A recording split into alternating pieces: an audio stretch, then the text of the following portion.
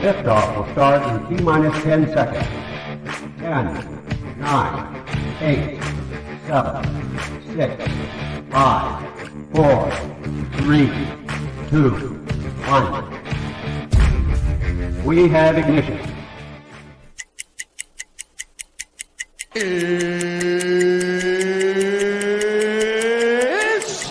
time! 17 seconds from Game 7 or from championship number 6. Open! Chicago with the lead! Harper got a piece of it. It comes off. The Chicago Bulls have won their 6th NBA championship.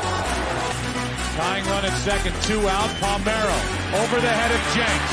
Uribe charges, throws, out! And the White Sox have won the World Series. To the far side around the 8-yard line to Hester. Under it and to the middle with the 15 to the 20. Breaks free to the 25 to the 30 to the outside. 40 midfield. 40 30 to the coast. 20 15 Hester 5. Oh! Touchdown!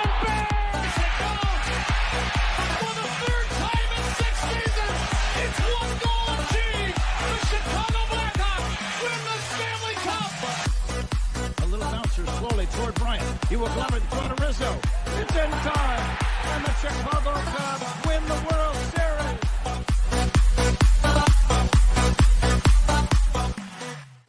What up, what up, what up? Welcome to Shawn and Maya in the morning on this TGI Mickey Ficky Friday. It's the weekend, baby. And I'm your boy, the SuperBack, Shawn Sierra. Thanks for tuning in. Listen, if you're watching us on Facebook Live, well, then I guess you found us on Facebook. And if you're not following us on Facebook, what? Come on, man. Go to Facebook, type in Sports Zone Chicago, click the like button, and now you're following Sports Zone Chicago. Simple, but wait. There's more. Go to the show's page. Go to Shawn and Maya as well. Go to Shawn and Maya in the morning. Like that page on Facebook as well. So not only will you be following Sports Zone Chicago, but you'll be following Shawn and Maya as well. Now, if you're watching us on our YouTube channel, excellent. And if you're not subscribed to our YouTube channel, for real. All right, listen, go to YouTube, type in Sports Zone Chicago, click the subscribe button, but also click the notification button. That's the bell right next to it. And that'll let you know anytime a show from Sports Zone Chicago is going live. Get it? Got it? Good. Listen, if you just watch it or just follow us on Facebook, please subscribe. Hit the subscribe button. Man, we can do a lot more here at Sports Zone Chicago with more subscriptions. So please do us that favor. Listen, if you're watching us on our mobile app, wait, please don't tell me you didn't know you did what? Wait, the what? I'm fired up this morning, man. I'm fired up. You didn't know we had an app? Come on, man. You got to keep up with the Joneses and them. We have an app. So here's what you do.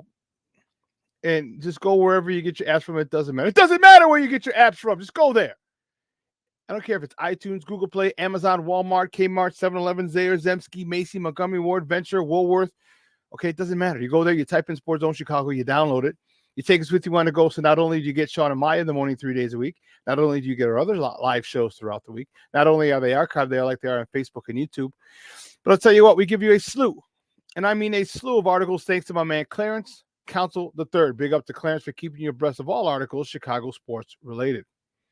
And if you're watching this on a Roku channel, I like that kind of party, baby. Yay. Sports Zone Chicago, we have our own Roku channel. So if you have a Roku television in the house, do us this big favor. Do us a solid, yeah? Download Sports Zone Chicago's channel right to your television. Put it right there next to Netflix, Hulu, Max, Prime, Disney Plus, Stars, Showtime, Paramount Plus. Put it right there. And you could watch us on the big screen. Hell, we're on the big screen right Mickey Ficky now. Now, you can also tweet the show. You can tweet us at Sports Zone Shy. That's CHI at Sports Zone Shy. Now, if you want to follow me, just me, personally online, you want to know what I did? Well, let me tell you what I did. You want to know what I did? Here's what I did. I made it nice and easy for you folks. Nice and easy. One handle for Facebook, Twitter, Instagram, Snapchat, and TikTok. All one handle at the Shawn Sierra. That's TheShawnSierra. If you want to follow my lovely co-host, Maya Kai, You can follow her on Facebook and Twitter at The Sports Chica. And if you want to follow her on Instagram because you're an IGer and you do it just for the gram, we'll just follow her at Maya_Akai. It's MAYA_AKAI. Man, we have a great show, but I need you to get interactive with us today. So whatever platform you're watching us on, whether it's Facebook, whether it's YouTube, whether it's our mobile app, leave a question or comment on that platform. It'll come up here on the thread. We'll put it up on the screen. We'll incorporate it into the show. And that, my peoples, that is why this is the best Chicago sports talk morning show around. You. So bring them all, baby. Bring them all, like I said, all questions, comments, smart-ass remarks, because ain't nobody scared over here. Like The Rock said, baby, don't sing it, just bring it. Let's see who we got in the chat. The chat is jumping like a son of a gun. Lord have mercy. I like it. I like it a lot. Let's check it out. Cornelius Squall's in the house. What up? There it is. What up, Papa? How are you? Thank you for tuning in. I appreciate it. What up? She's in the Mickey Ficky house. Good morning, Mommy. How are you? Thank you for tuning in. I appreciate it. Jason's in the Mickey Ficky house. Look at Jay. That's what I'm talking about. Michonne Walls. Mickey Ficky, TGIF. You God bless it right, man. Woo. My man's. And then my man Armando Emeterio Lara Jr. My man Junior's in the house. I love it. I love it. I love it. My man across the pond. Woo. Bellissimo in the house. Thank you, Papa. I appreciate it. Top of the morning to us. It is morning here. It's afternoon, or yes, 6 hours. Yeah, it's afternoon, 6-7 hours. It's afternoon over there for you. Thank you for tuning in. Definitely got some stuff to talk. I'm fired up about them. AC Adam in the Mickey Ficky house. That's what I'm talking about. Good morning, Papa. Thank you for tuning in. I appreciate it. Man, people jumping. This is jumping. Man, St. Rita's finest. Hair of Warner in the morning. Good morning, Papa. Thank you for tuning in. I appreciate it. Getting all the heat because I dare suggest the double standards supporting Williams and simultaneously giving shit the feels for similar issues. Yeah. We'll get to those. We'll get to those eventually later today. Yeah, it's so I was listening to the David Hall this morning, and somebody called up, and it was a guy who said, everyone at the Score is pro Caleb and anti Justin, and Gabe Ramirez was sitting in for Mully, and this gentleman called him Coach K or Coach something or Coach W. I don't remember. It wasn't Coach T, my guy. It was someone else. But he came in and he's like, well, first of all, are you an actual coach? He's like, yeah, I've been a coach for whatever. And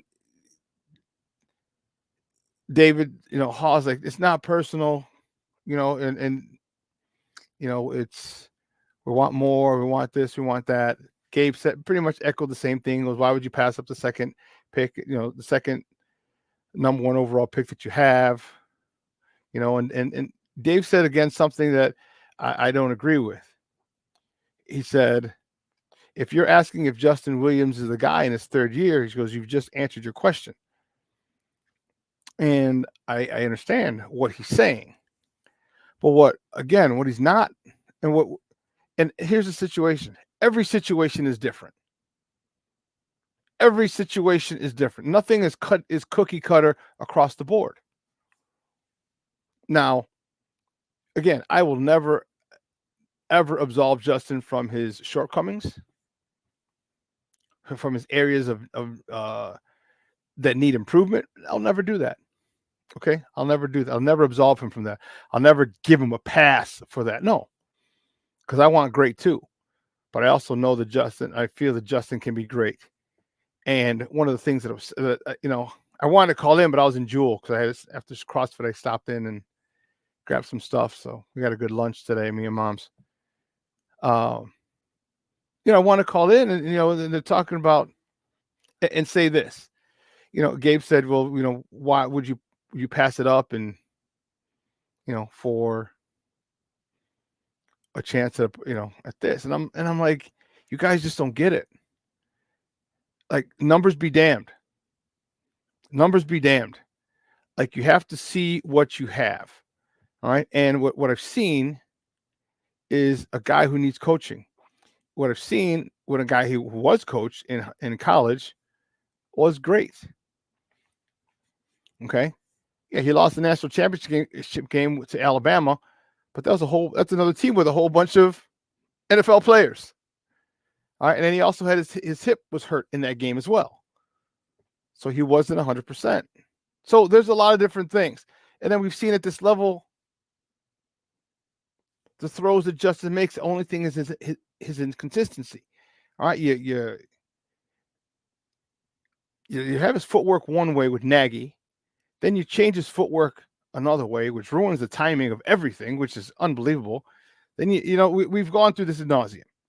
So it's just amazing to me how people are still saying, well, we don't know if he's the guy.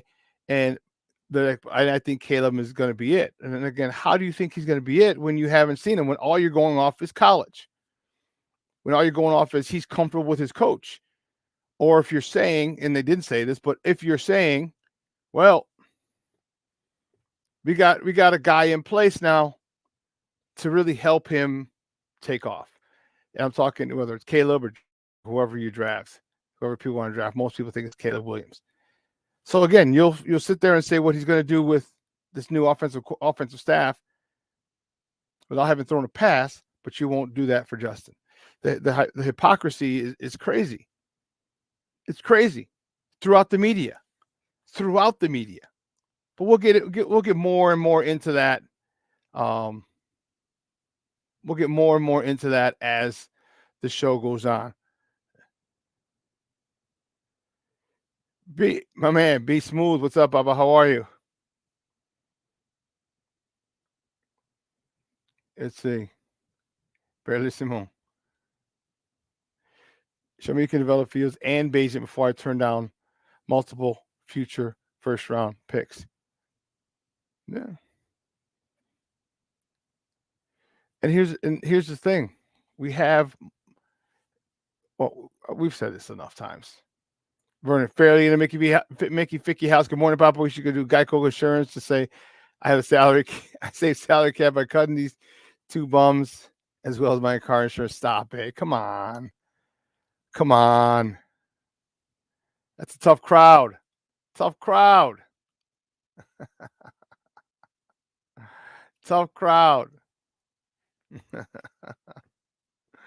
Listen.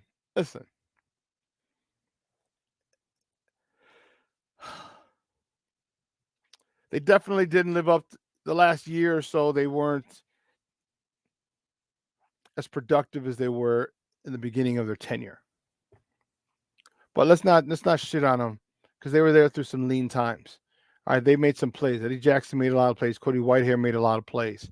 All right, and let's just realize, wish them well, and let them move on. And I'll tell you what, Ryan Poles, man, he continues to get my respect. He cut him. He cut these veterans early. All right, and the reason you do that is you want these guys to be able to catch on as soon as possible. You want to give them the longest possible chance to catch on with another team out of respect. That's respect, because you don't want to hold on to them all the way until the draft, after the draft, and then people get signed to different places, and the options that they have are limited. So what you do is you give them the longest time, the most options where they have to choose, because you want to thank them for their contributions here in Chicago. Their time here is up now, but you're still not trying to handcuff them moving forward. Okay, so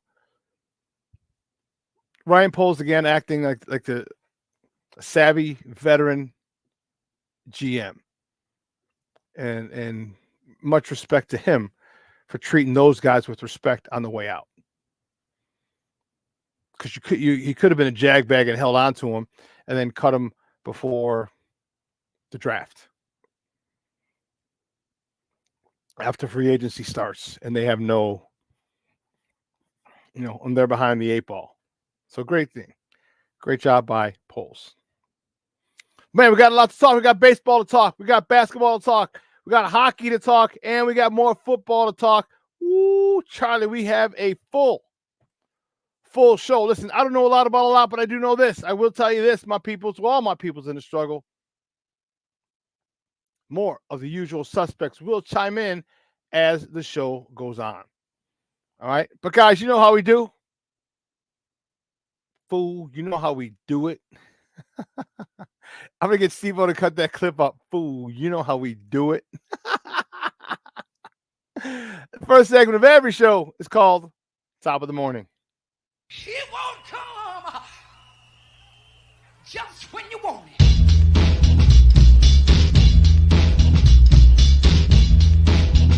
Top of the morning to you. Top of the morning to you. Top of the morning to you. See, which way do we go? Which way do we go? Which way do we go? I know which way we go, and I'm going to start it. Where we at? There we go. Yeah, it was a tough one yesterday. My Blackhawks. The Blackhawks fall to the Pittsburgh Penguins 4-1. All right. Soderblom stopped 23 of 26 shots. Kurashev lit the lamp for the only Blackhawk goal. That was his 9th of the season. Connor Bedard, who was coming back after fracturing his jaw, got his 19th helper. Foligno added his 11th helper. And that was the only tally for the Blackhawks. Again, this is a tough stretch for them right now. And just keeping that as the next top of the morning topic, Connor Bedard made his return to the ice almost 6 weeks after he fractured his jaw. I wasn't happy about this. As you see, he's wearing a big mask, like a face mask. Why? My question is, why?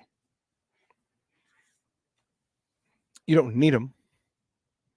We're not in the race for division title. We're not in the race for the playoffs. We're not in the race for anything. This is a developmental year, and a developmental year if someone gets hurt, you let them develop and get in and heal completely.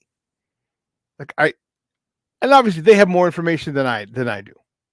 Okay, I would have set him out to 8 weeks, just because. And I'm sure he's chomping at the bit. He wants to get back out there. I get it. He's a competitor, but sometimes organizations have to protect athletes from themselves. I would have taken 8 weeks just to be sure. What's the purpose? So you can get another couple of assists, another couple goals? No. I want his health fine. I want his health to be at its best, at its premium before he comes back. There's no need for him to come back whatsoever. None.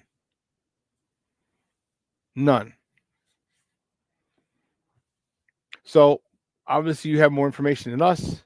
That's what you chose to do. Okay. I truly hope that it just doesn't end up biting you in the butt. Moving on to the next top of the morning topic, staying with the Blackhawks. The Blackhawks travel to Ottawa on Saturday to take on the Senators. Puck drop is 2 p.m. Central Time. So an afternoon, a matinee affair, so to speak. You can catch that game on NBC Sports Chicago, or you can listen to it on its flagship station, 7:20 a.m. You know,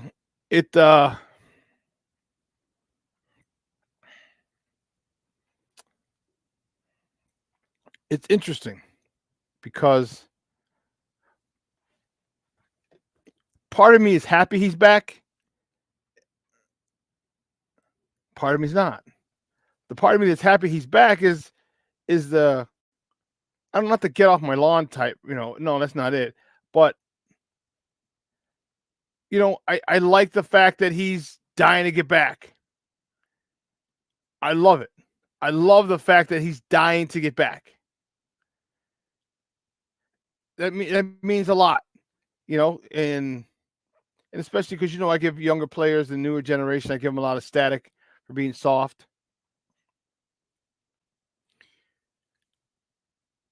Him coming back, I'm not saying demanding. I don't know if he was demanding to be back, but just him coming back so soon says a lot about this kid. This kid understands who he is. This kid understands his place. He understands he's going to be the face of the league soon. I like his toughness. I do. Doesn't mean you have to acquiesce because you want to come back. You should have kept him out, but nonetheless. Moving on. The next top of the morning topic, man, oh man. Busy day this weekend. Indianapolis, down in Naptown, the All-Star game. The All-Star game this week is NBA All-Star weekend is here. All right, All-Star Saturday is tomorrow with a 3-point contest, a dunk contest. You can check that out at 7 p.m. Central Time. That'll be on TNT. And it's unfortunate that we, the Chicago Bulls, don't have a representative in the All-Star game. Kobe White should have been at least in the 3-point contest. At least.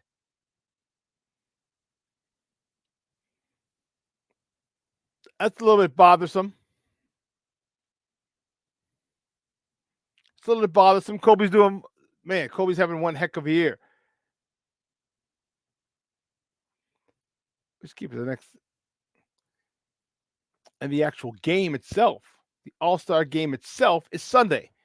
And that's coming to you from Naptown, from Indianapolis. Tip-off is 7 p.m. You can catch that game on TBS, on TNT, and on True TV. It's going to be a fun time down in Indianapolis. Indianapolis is going to be busy, huh? So Saturday, and tomorrow and Sunday, they have the NBA All-Star Week. They host NBA All-Star Weekend.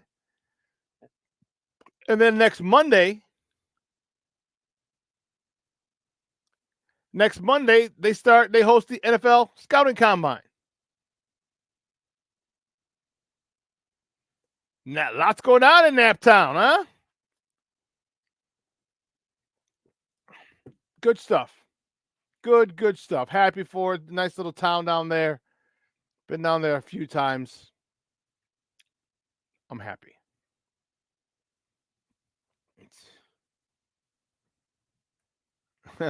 Traffic's going to be fun for me. Good.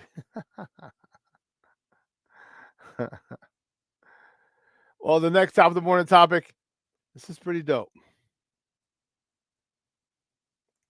Caitlin Clark. Caitlin Clark breaks the women's basketball scoring record.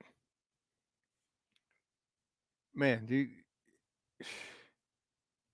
she's something else, boy. She is something else. Let's check it out. Recovered by Gabby Marshall. Here comes Clark. How will she go for history?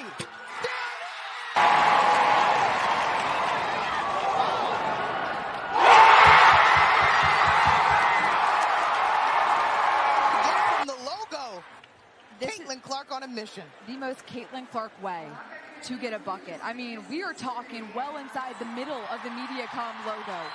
You have a hand down when she crosses half court. Caitlin Clark has been making people pay since her freshman year in Iowa City. This shot is an elite shot, a layup for Caitlin Clark. Nobody else in the country that's an elite shot for. There are different. Man, you see that shot? And if you saw the interview after the game, okay, you saw the interview after the game, it was dope. She's like, I knew I was going to do. She goes, you knew I was going to make a 35-footer for the game, for the record breaker. Come on. She got a little swag to her. She got a little shit talking to her. But you know what? I like it. This is the attitude. This is the character. This is the personality that women's basketball needs. Her and Angel Reese. You know, they started that little rivalry. It's really not a rivalry. But in the championship game last year,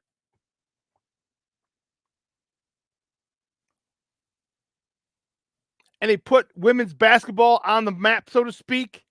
I shouldn't say put on the map. Let me change that. They brought it to the forefront. People were talking about women's basketball for a while. Now she's going to be going to the WNBA after she set the record for the NCAA women's scoring mark. And then her, I don't want to say braggadocious, but her confidence in the post-game presser. Like, I'm going to take a 35-footer. Come on. Come on. It's me you're talking about. It's me. Come on. Thinking. I love it. I love it. Women's basketball, pro basketball, the WNBA is a floundering league, and they're trying to stay alive. They're getting help from the NBA. All right, but you need to go. All right, all you people who've criticized the salary disparity between WNBA and NBA players, you got to go. You have to support. You, of all people, have to support, because if you want them to get contracts anywhere near the NBA, which they won't, but you want them to have better contracts, you need to support. You got to fill seats. You got to buy jerseys. You got to watch it on TV. Instead of just complaining and hiding behind your keyboard saying, the women should make as much as the men in pro basketball. It doesn't work that way. But she's she's a person who brings character, a personality, and that's what you need. When her and Angel Reese get to the WNBA, man, it's going to help a lot. Marketing, endorsements, all these things that these girls are going to have. It's great for the game. It's great for the game. My man, Black Diamond. How you doing, Papa? Thank you for tuning in. Make sure I didn't miss anybody else. There we go. Yep. So that was pretty dope, Caitlin Clark she's bad. She's a bad girl. She's a bad girl.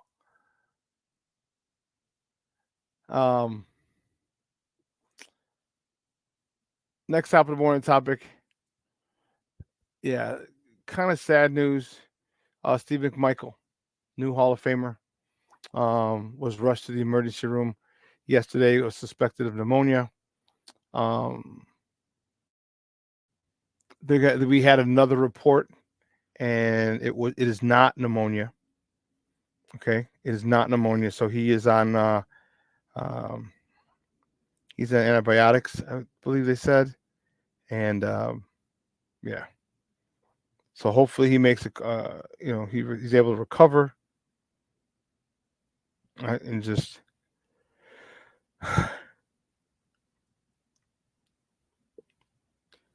he's been in one heck of a fight.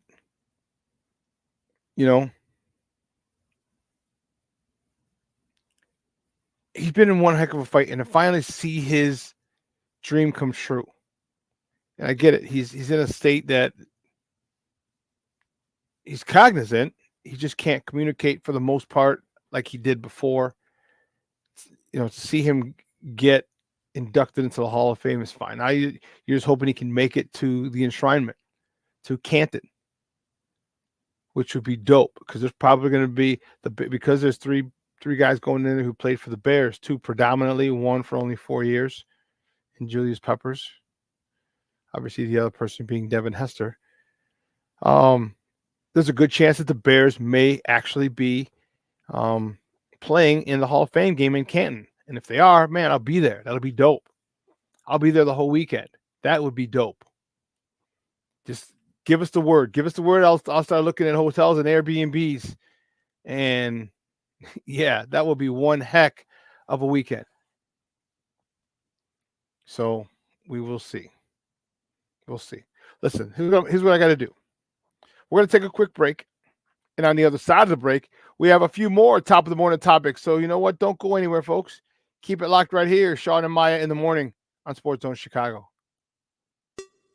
Hey, it's your boy, the SuperBack, Shawn Sierra, and be sure to follow Sports Zone Chicago on all social media platforms, on Facebook, Instagram, and our Roku channel. You can find us at Sports Zone Chicago, and on Twitter, we are at Sports Zone Shy. Also, be sure to download our mobile app so you can take Sports Zone Chicago with you on the go. Time out. How are you feeling right now? Happy? Excited? Angry? Overwhelmed? One of the best things you can do for your mind health is to name what you're feeling. It can sharpen your awareness and help you talk about your feelings with someone you trust. Here are 3 questions to ask yourself. Where are your thoughts right now? In the past, the present, the future? Do you notice any sensations in your body? Is your heart beating fast?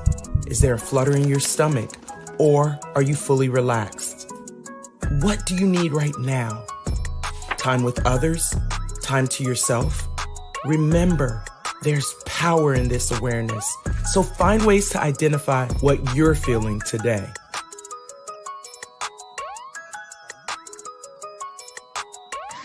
Hi, guys. Hey. Hi, Megan. Hey, Jessica. Megan, you're a tramp. Brian Fitch told me you guys made out. Everybody knows. He said your breath smells like garbage. And he almost puked. He says you're the most desperate girl he knows, besides your mom. How many boyfriends does she have anyway? Lots? Your makeup makes you look like a clown. That zit is huge, zit face. Ugly.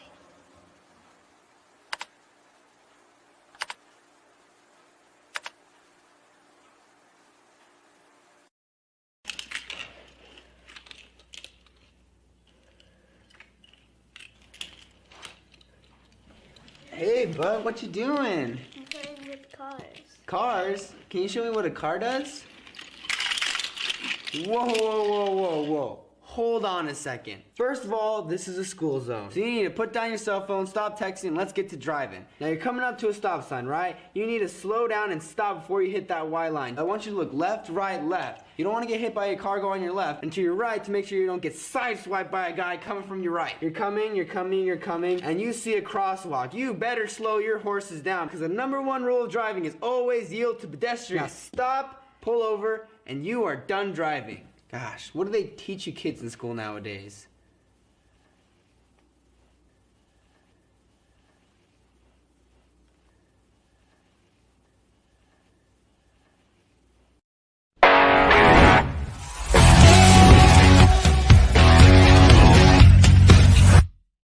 So there's no timeline, or do you want to know something by the end of 2024? Oh, I think the timeline, yeah, it has to be in 2024. I mean, in a perfect world, I would like to have clarity in this legislative session that's coming up. And so I just think right now that even just the football world, will feel what a new stadium could do, a fixed-roof stadium, not only for, the Bears, but for the NFL, college football playoff, hosting the Super Bowl, Final Four, Big Ten championships, concerts, all these different events that when you think about it, that Chicago that we're losing out on because we don't have the facility to be able to do it. Welcome back to Shawn and Maya in the morning on Sports Zone Chicago. Those clips courtesy of WGN. That was Bears president, in charge of football operations, or vice president, excuse me. No, he's president, Kevin Warren. That was a great interview Jared Payton had with Mr. Warren.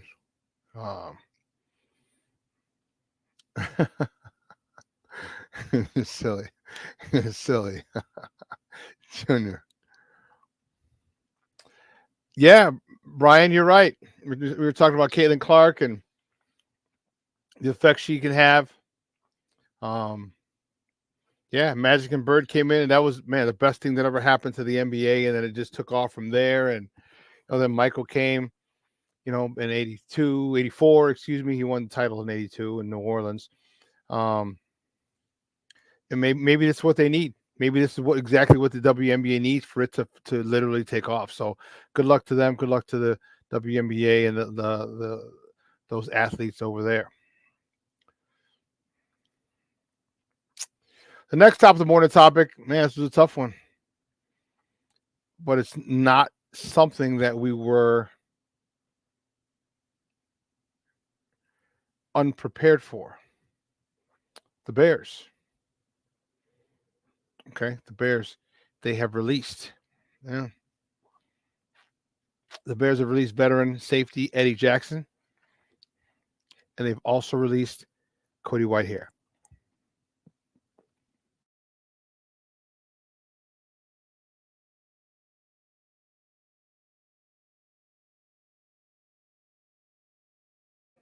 This is a salary cap move. And there have been different reports, but from my understanding, from the most common number, we're saving $32 million in salary cap space. Add that to the salary cap that they have. $32 million is a lot. You know, let me be the first. Say thank you. Okay? Say thank you to Cody Whitehair and Eddie Jackson. Okay? I understand that their play hasn't been as exciting or as productive as it was when they first got here, the first few years. But as I said earlier, they've been through some lean times. Some good times, but some lean times as well. And they gave it everything they had. And it's great to see those two guys representing Chicago, the Chicago Bears, for how long that they did. Okay? You're not going to hear a bad word uttered out of my mouth for Cody Whitehair or Eddie Jackson. They don't deserve it, and I'm not going to give it to them. Okay? I would have liked for them, and let's be honest. There still is a possibility that Eddie Jackson can come back. You've seen it's happened plenty of times where you cut a player, but then you're able to re-sign him at a lower deal. It's unlikely. Let's not get it twisted. It's unlikely, but that's still a possibility. Maybe they go a little younger and cheaper in the free agent market, but I know they're definitely going to draft the safety. All right, they are definitely going to draft a safety. And I told you, my guy Nomad turned me on to two safeties, and now I can't find their names. Damn it. But two safeties he turned me on to, and a kid out of Dominique Shishkabarb. Kid out of University of Washington, like 6'2", 6'3", 210, 220. And then Tyler Nubin. He's out of Minnesota. However, he's a local kid. He went to St. Charles North, where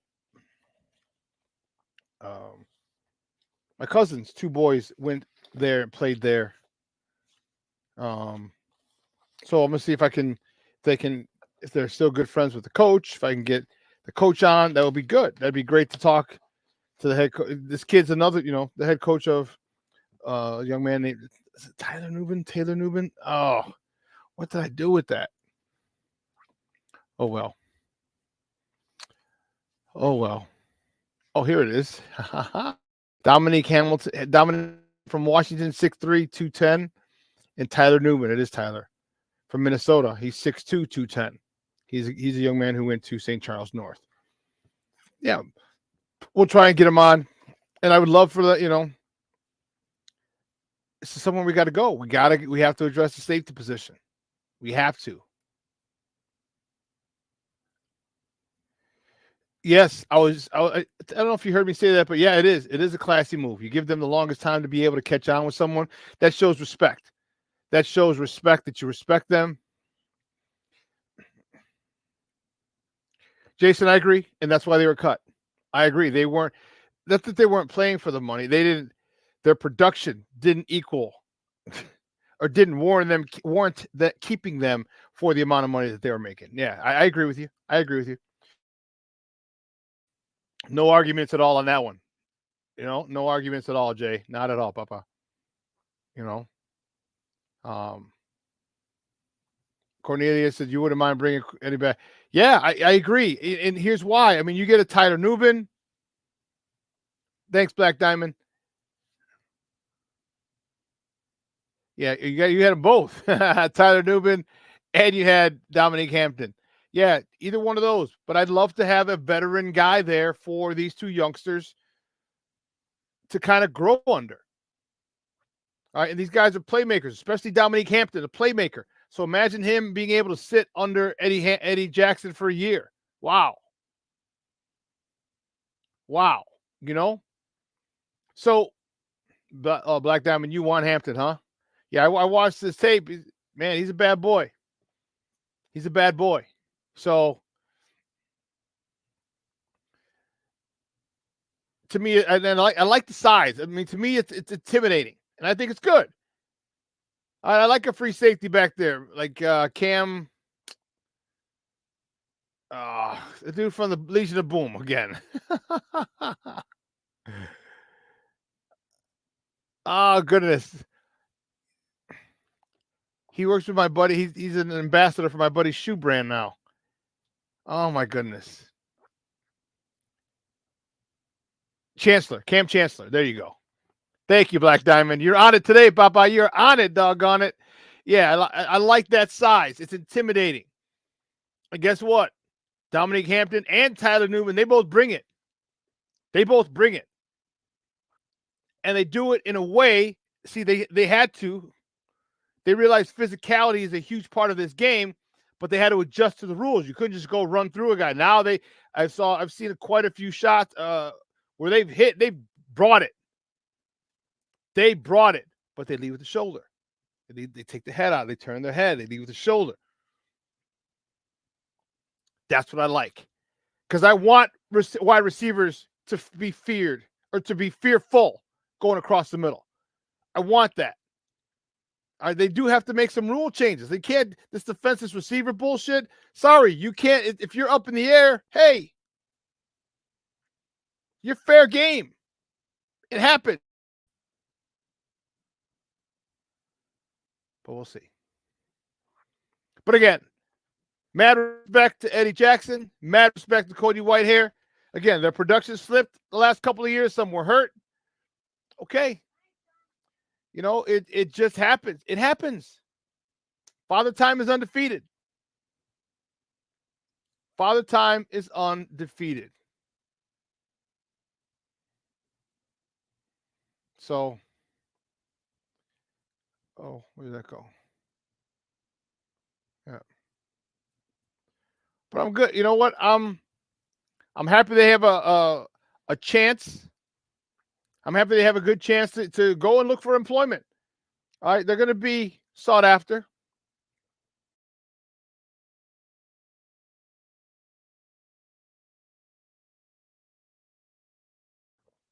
It won't make.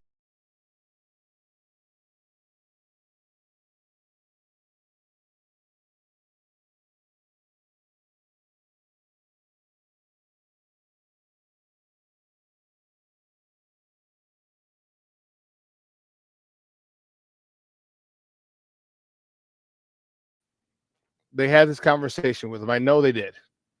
All right, Ryan Poles is a person who is very upfront, forward. Lines of communication are open between him and his players. So they had this conversation. Why do you think Eddie Jackson wrote New Beginnings? So, oh, you heard her, Junior.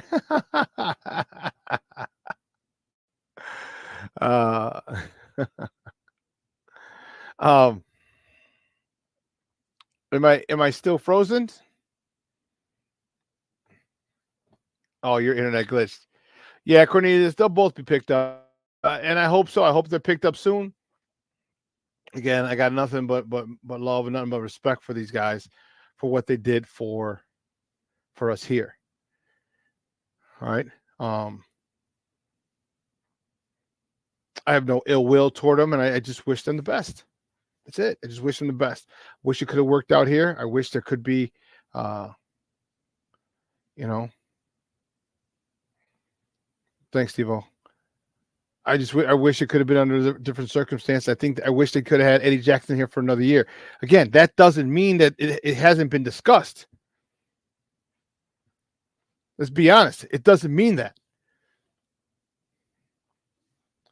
It could be a situation with this, and maybe Eddie doesn't want to come back. Maybe you cut me, F you, you hurt my feelings. Who knows? I don't know what he's feeling, but I'll say this: that is a possibility. He comes back. What if he goes out on the market and he's not happy with what it is that he's getting back? What offers he's receiving? What if he comes back to the Bears? Maybe the Bears will do him a solid. Say, hey, you know what? Good. Come back at $4 million, and we'll have roster bonuses, which will help increase. It won't go up against our cap.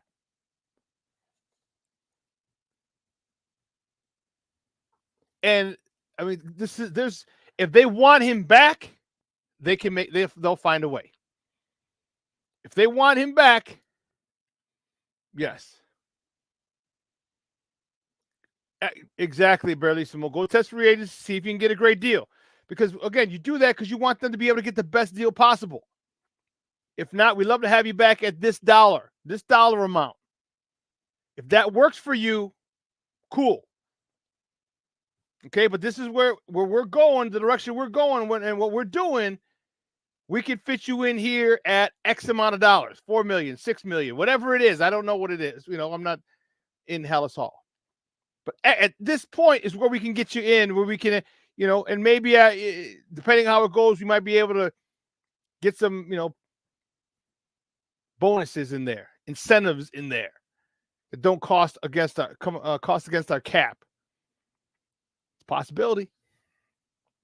Like I said, we don't know. Maybe Eddie Jackson's a little salty. Maybe he's butthurt. It happens.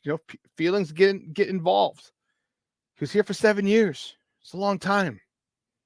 That's a long time. And you build family, build friends. He was the leader of that secondary. He had people over at his house all the time.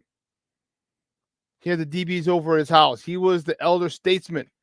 He was the guy that everyone looked up to and respected. Now he's gone. Jaquan Brisker, now it's your team now. You're going to be the leader back there. Can you handle it? Are you ready? Well, we're going to find out. Because Jaquan being, and I don't know, it's Kyler Gordon or Tyreek Stevenson just finished his rookie year. No. Kyler Gordon, I don't know if it's going to be, I don't see him taking the bull by the horns. You know what I mean? Leading that position group. Jalen Johnson, he's still not signed, and even if he is, I don't know if he's the type of dude to do that either. So it's Jaquan Brisker. It's your team. It's your group, Papa. It's your group. So I don't know, but it's interesting. It's cool. The possibilities, they're endless. They are endless. So get this off.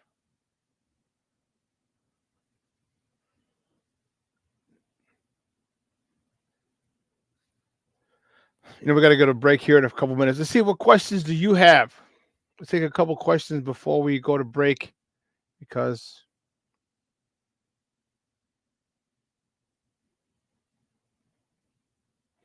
Eddie Jackson went through the most traumatic event of his life as a Bear and was supported.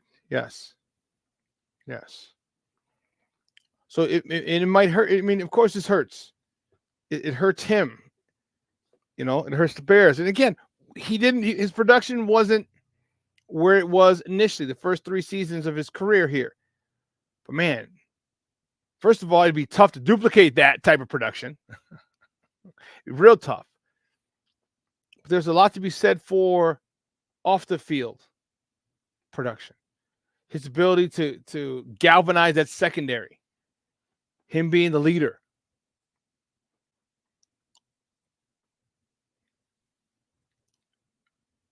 Bellissimo, what depth position do they come back at? Emergency depth, or does the Bull-Jacks still have a chance to compete to start? If they come back, if he comes back, yeah, I'm sure he's got a shot to start. He definitely does, in my opinion, because he knows the system. He's been there the last couple of years.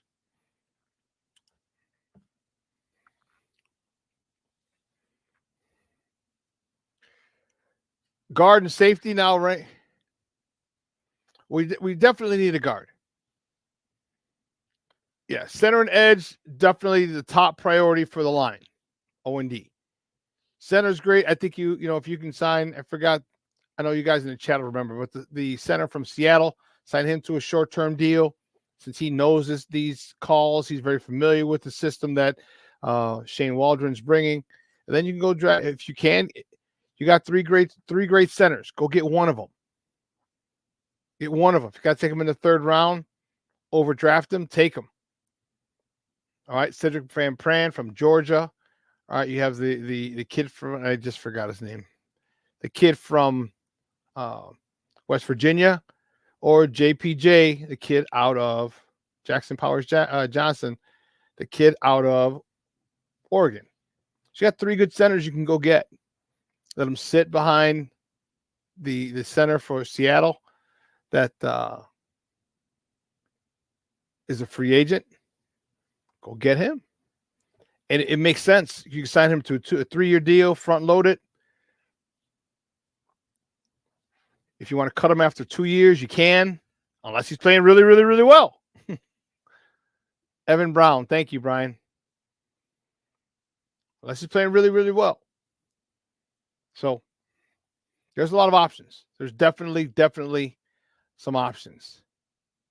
Yeah, Bellissimo. Brian's right. We do need wide receiver help. We need help. Like, come on. We need good receivers. And the thing is, we don't know if they're going to be good. We don't understand the psychology of some of these guys. And we thought Tyler would be good, and he still can be. We thought Bayless Jones was going to be good. He hasn't been to this point, but he still can be. As I said, remember, that all can change with just Shane Waldron. If Shane Waldron uses Bayless Jones Jr. to the max, to the best of his ability, come on.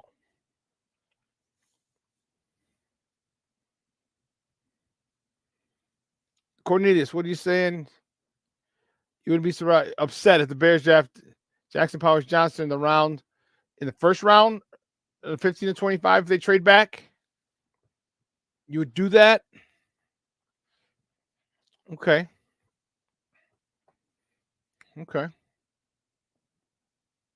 What about the edge? You wouldn't want to address that first, or would you?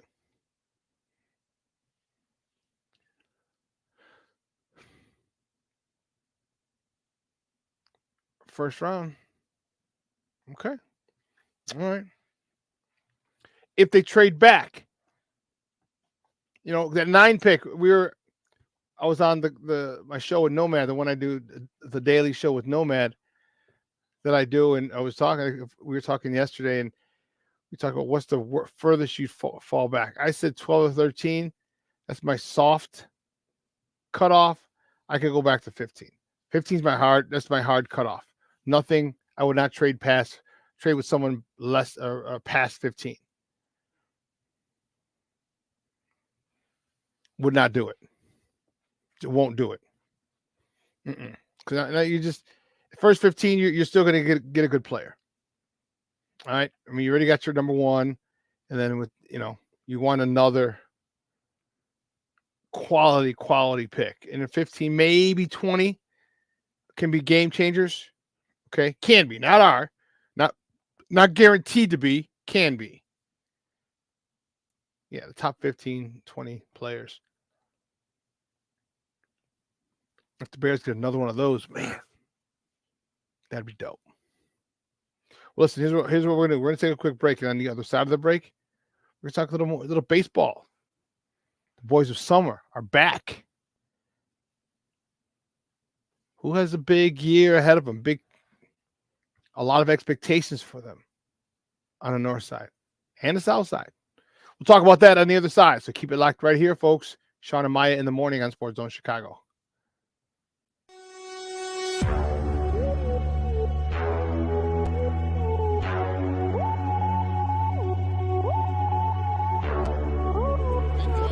To run for 17, back he goes, here comes Chubb, there goes the ball, touchdown, Mooney! Jones will walk at the left tackle, time for Fields, now he'll accelerate to get the first down, great tackles, and he's off to the races, and we got a terrific block. For every generation, it has started with the call to serve. Discovering the purpose and the belonging earned with the title. Learning to dig deep and push through adversity together. Defending our nation and its people. It is a life of great worth and reward. But Marines are never really finished serving. Their commitment comes full circle, visible in communities across our country. This is Semper Fidelis, always faithful, always Marine, marking a path for the next generation. So I've come up with the family emergency plan. Great. What is it? It's difficult to talk about, so I'm not telling you. How will we know what to do? You won't. I'm so glad I won't have to remember anything. And me too. Thanks for this, sweetie. Talk to your kids about who to call, where to meet, what to pack. Search Ready Kids at nyc.gov or call 311. This year, my mom got me the perfect bag for back to school. These colorful binders help me stay organized. These headphones are just what I need for studying. These new sneakers are just what I need for the new year.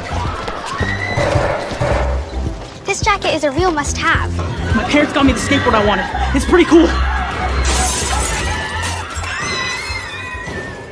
These scissors really come in handy in art class.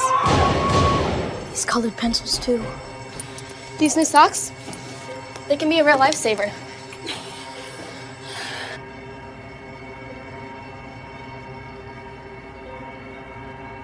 I finally got my own phone to stay in touch with my mom.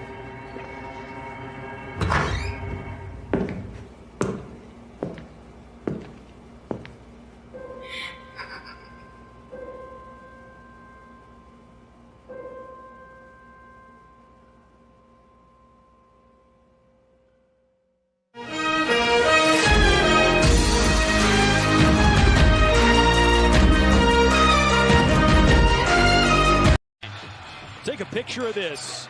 Crosby and Bedard at center ice. With the right leg, and you can see the right-handed Carter leaning on the forehand, trying to fake out the goaltender and going to the backhand deep in there. By Korchinski, Bedard, open ice, the pass to Kurashev, he scores!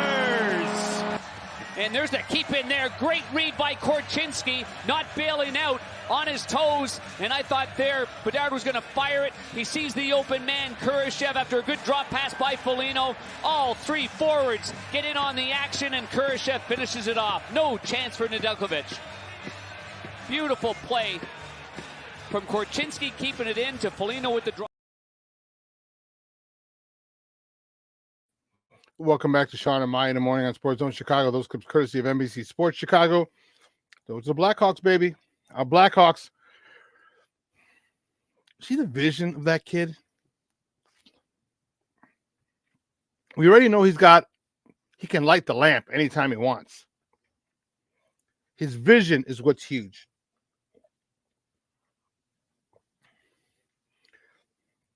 Great players have vision. Great players are a step or two ahead of the defense. You know, they said he thought he was going to fire it, but because the goalie came over and the The defenseman committed. He dove. He saw Kurashev on the other side of the net. Let's get it over to him. Make it nice and easy for him. And you know what? He did. God, that kid is something else, boy. God, that kid is something else. Wait till we get him some talent. Get that boy some talent around him.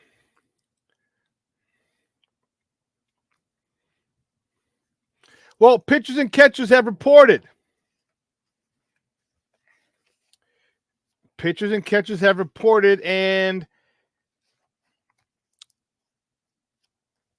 it's a tale of two sides of the city.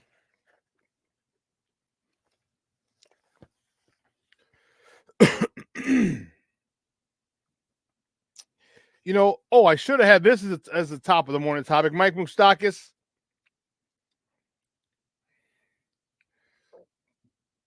was signed to a minor league deal with the White Sox. He'll probably play.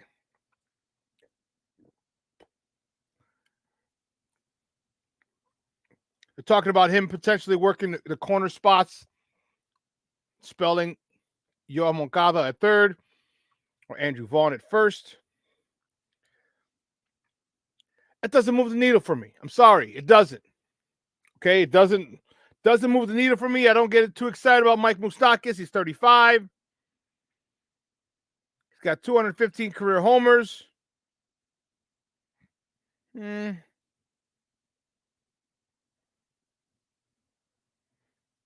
So it's good for him. He's made $100 million in his career, in his 13-year career. He'll be paid $2 million if he makes the team, and he can make another $2 million in incentives. So he can have a $4 million a year. Nice piece of change, Papa. Nice piece of change.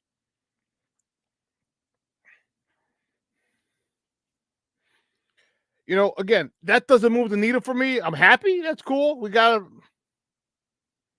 somebody, I guess.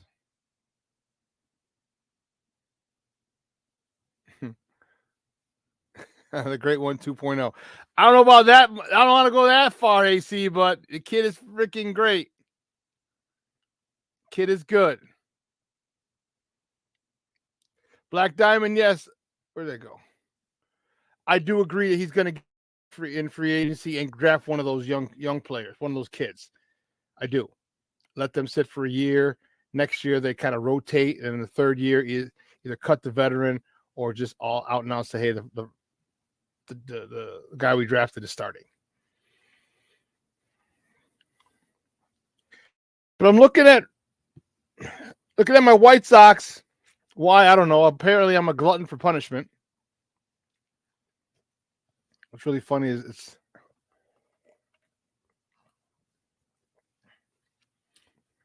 I say baseball, everyone's like,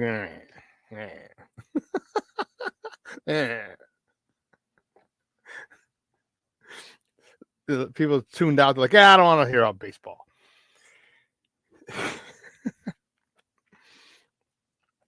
You know, as I was about to say before I saw the numbers drop because I talked baseball. I don't know why I'm talking White Sox. I really don't. But they are playing a season this year on the South Side. How much longer they stay on the South Side? That I don't know. But Moustakas, okay, nice. You couldn't get rid of Cease. Now, do you get rid of Cease by the trade deadline? I don't know. Is that what he's doing? Auditioning for someone else, building up his trade value, so a contender can say, "Hey, we want Dylan Cease," because they'll have another year and a half of control over him. Garrett Crochet, big name. He wants to make a splash, coming off of Tommy John surgery. How do they progress with him? Do they put him in the bullpen and bring him out of the bullpen exclusively? Maybe, or maybe give him a spot start here or there. I don't know. You know, get him a spot start and you go 3 innings. Period. Nothing more. That's it. Regardless of your pitch count.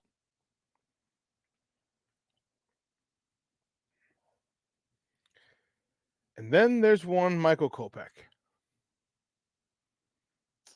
Michael Kopech is a guy who has had tons of expectations on him.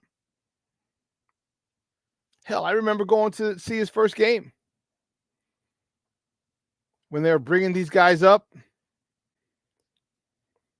I was fired up. His first strikeout, I think it was his second batter or third batter. Fastball, slider. Dude. I was like, this kid can pitch. He gets it. Then he had some personal issues. Had some injury that he had to deal with. Baby mama drama.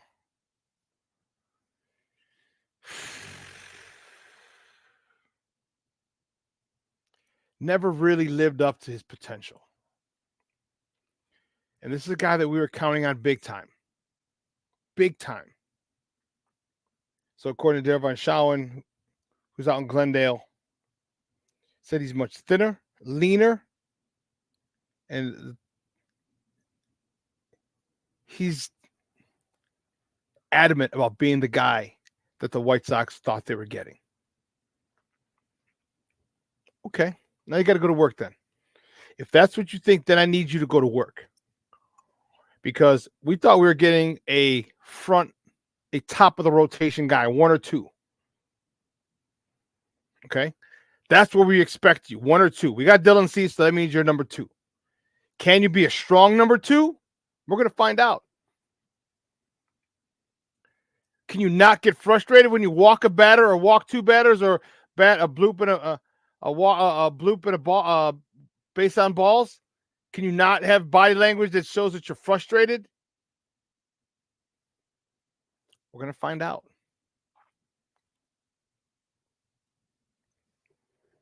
You know, if you want to be the guy that the Sox thought you were, you're going to have to step your game up, son.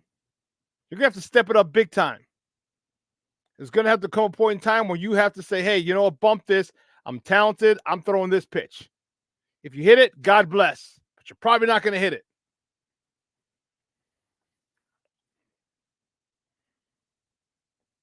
It's a big year for Kopech. Big year. As a Sox fan who's angry with my team,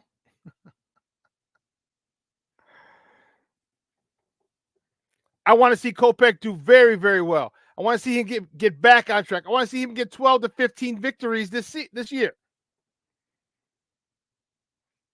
It's a lot. That's a lot. But that's what I want from him. That's what I want from you, Kopech. 12 to 15 wins this season. You get 12, man, fine. You get 15, even better.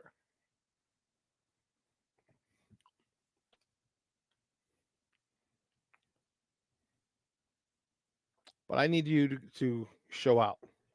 I need you to be mentally ready. Because to me, that's the problem. His mental focus. That's the issue. His mental state. That's the issue.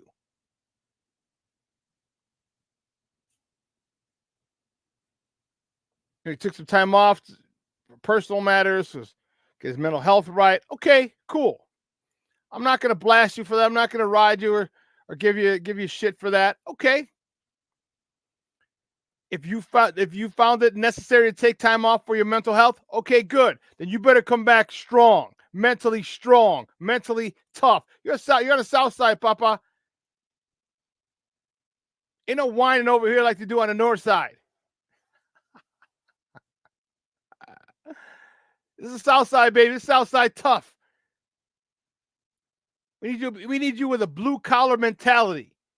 Get out there every fifth day and pick up that ball.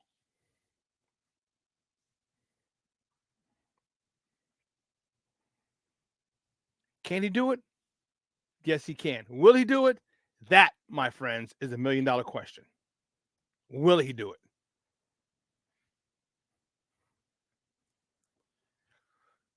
I really hope he can. I hope. It sucks when you say, I hope. But a lot of this has to do with him. A lot of this has to do with his psyche, his mental fortitude.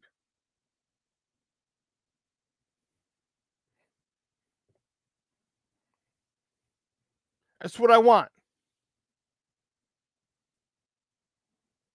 Brian, things I won't get to do this year. Go watch a White Sox game. Shawn. Yeah, it won't be very many. I might not even be at opening day because right now the needle is 60-40 to do not go to opening day, to not going.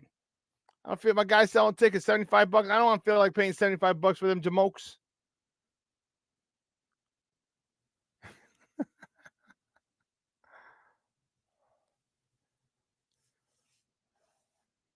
But we need, and if you got to have a shrink that travels with you, then damn it, get a shrink that travels with you.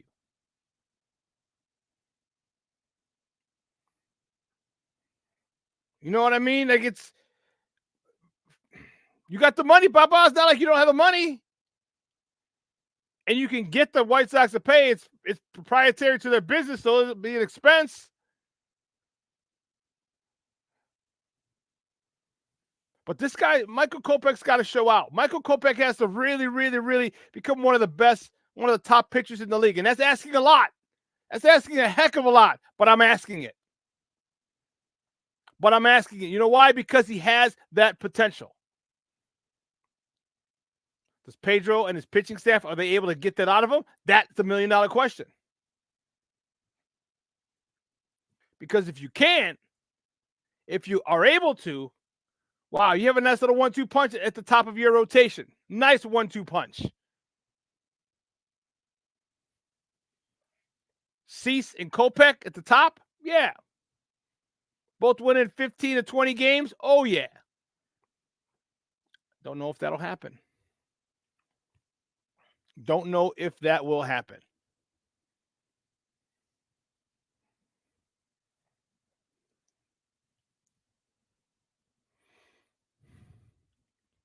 And, you know, it's not, let's not act like there's still not talent left in this White Sox team. Let's not act that way. There's still quite a bit of talent left on the South Side.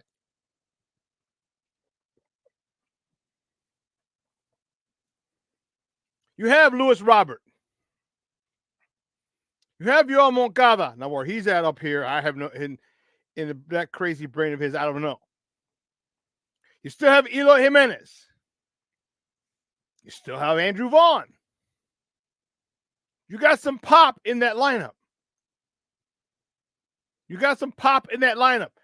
Can they put it together? Can Yo-Yo realize he needs to go gap to gap and not try and hit homers all the time and be more patient at the plate? Can Eloy stop getting hurt and missing games? You're killing me, Smalls. You're killing me. Because if they can, we can vie for a wild card spot. I don't think we're messing with the division. Let's not get it twisted. I'm a White Sox fan. I'm not stupid. Well, it depends on who you ask. They're in a tough spot. But here's a spot that you put yourselves in. You put yourselves in. And you're not going to have a lot of support from the fan base either. Because they don't care. Get it done. Sox fans, we don't care. Get it done. We're tired. 2006. Man. I'm sorry, 2005. I'm thinking Bears. 2005. That's almost 20. It's 19 years ago. What?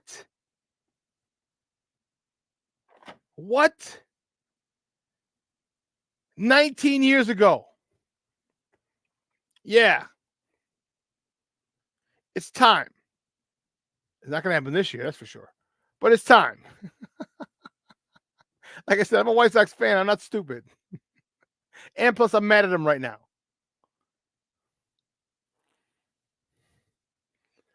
It's Cornelius. I've had my fill of White Sox games because my dad was a fan, so that's where he took me. The food's better. Probably close to your house. You a South Sider, Cornelius, or what? Or you North Sider or West Sider? Tell you what, the food's better. That's for darn sure. It's not that crazy.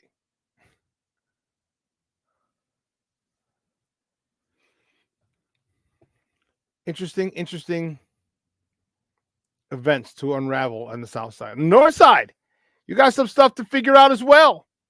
It's not all hunky-dory, peachy keen up there either. You going to sign Bellinger or not? Are you waiting? Are you playing a game of cat and mouse? Because no one's offered Bellinger. Remember, analysts said, oh, he's going to ask for north of $200 million. Okay, you can ask for it. Doesn't mean anyone's going to pay it. And guess what? No one's paid it. So now there's a cat and mouse game going on here. Like, whoa, Charlie. Does Scott Boras blink? I was going to say Cody Whitehair. Cody Bellinger, does he blink? Because at some point he'd be like, hey man, I need a gig.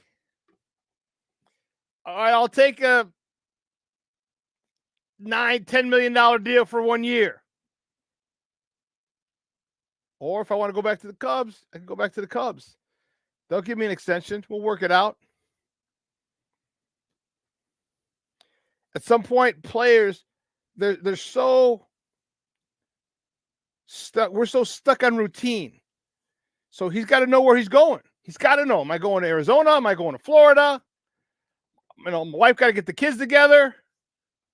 Is my wife going to go if I'm in Florida? What all this stuff?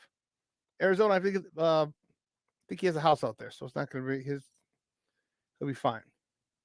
But if he's got to go to Florida, all right, honey, you take care of the kids. Bring you out when I can. You know, when I come out west, whatever. It's a lot. I mean, he handles a couple of positions as well. Excuse me. Obviously, center field. Could put him in a corner spot if you want. Put him in first base if you want. You could put him at DH if you want. So his bat never has to be out of the lineup. Never. Never does it have to be out of the lineup. It's moving around. Center field. First base. DH. Simple. And now you got to hit some at bats. And those days of DH, he's got a day of rest.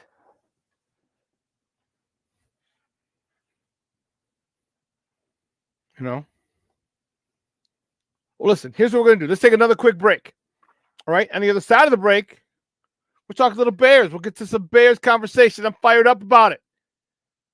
So call your mama, call your daddy, call your friends, call your brothers, call your sisters, call your aunties, your uncles, and all your close friends. Bear Talk coming up next.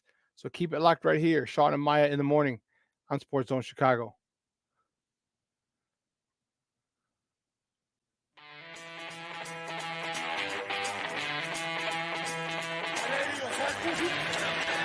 Off the fake.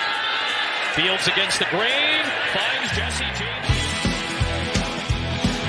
Field. With time. Delivers down the field. And Cowboys. Still running.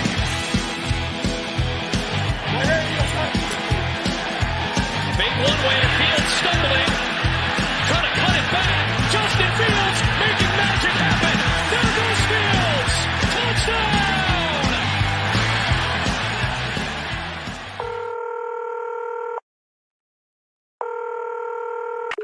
911, operator 901. Where's the emergency? 127 Brynmere.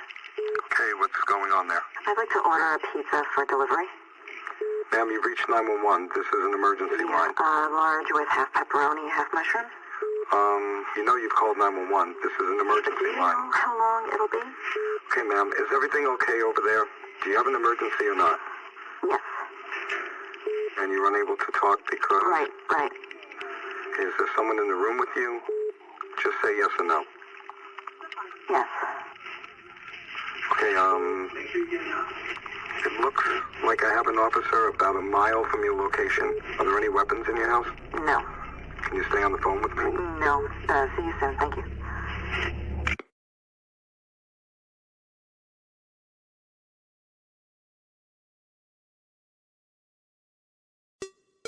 Hey, it's your boy, the SuperBack, Shawn Sierra, and be sure to follow Sports Zone Chicago on all social media platforms, on Facebook, Instagram, and our Roku channel. You can find us at Sports Zone Chicago, and on Twitter, we are at Sports Zone Shy. Also, be sure to download our mobile app so you can take Sports Zone Chicago with you on the go. When I'm flying, I put my helmet on, my visor down, my mask up. You don't know who I am. Whether I'm African American, Asian American, Hispanic, white, male or female. You just know I'm an American airman kicking your butt.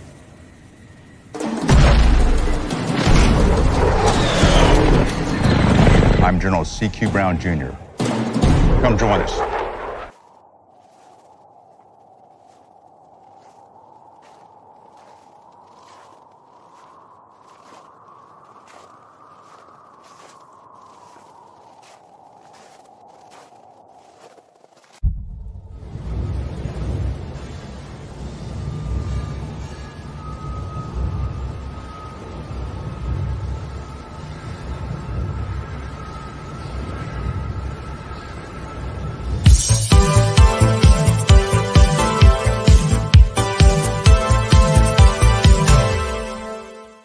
Last January, you said the main focus for the new stadium was the Arlington Heights project.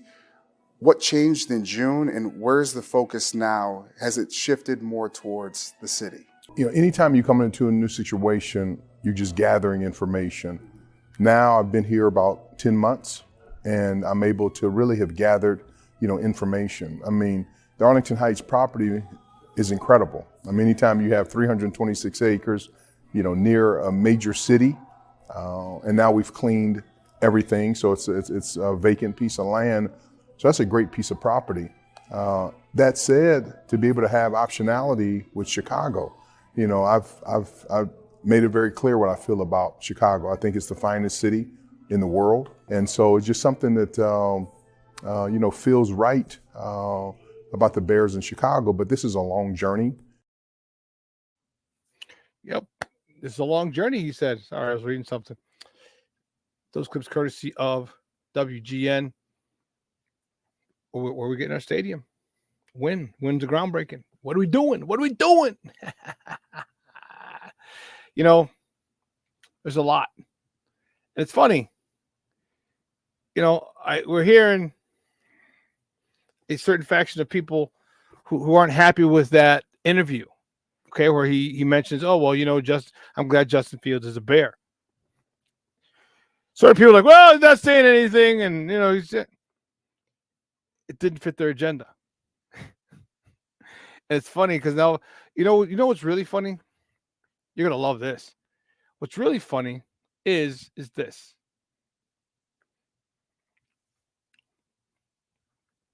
You got people. I love the audacity. And I said yesterday, and the audacity of some of these pro-Caleb people. Okay? Like, I believe that's the group that's divided us. That's the group that has divided us. Because, you're going in, your ability, you could say you like Caleb. You could say, I feel from what I've seen in my analysis or whatever, that Caleb Williams would be a better prospect. Don't say he will be. You don't know. He could be. I believe he'll be a better prospect. You can say that. But don't trash Justin Fields. We're all Bears fans here. And for you to say, first of all, that what the guy has been put through. Secondly, the way he's handled it with class. Third, the guy's a phenomenal football player. Fourth, he's voted in the top 100 players by the players. And he has shortcomings. He does. He does. Everyone does. But this is where coaching matters. But to trash and talk shit about your starting quarterback, we're allegedly Bear fans. Allegedly. And for people to say, oh, he's a bum, he's this, he's that, you would swear he's kicking puppies. That's where the issue, I think, comes in. I think a whole bunch of us are pissy about that, about the arrogance that you have. Well, Caleb's going to do this. Caleb's going to do that. But you don't project it for Justin. Like, don't trash our players. Don't do that.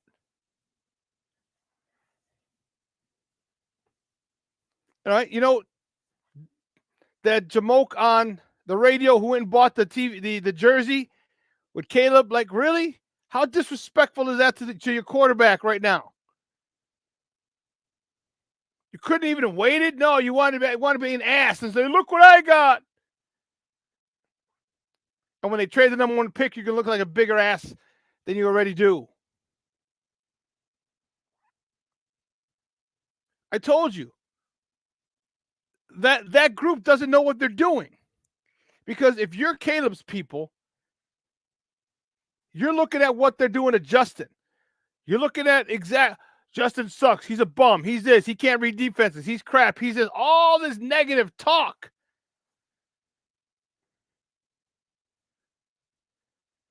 All this negative talk. And you think his camp's like, man, they're doing that to him. Guess what they're going to do to you if you have a bad game or a couple of bad games? You're next. Is that a place you want to go? You see how they are.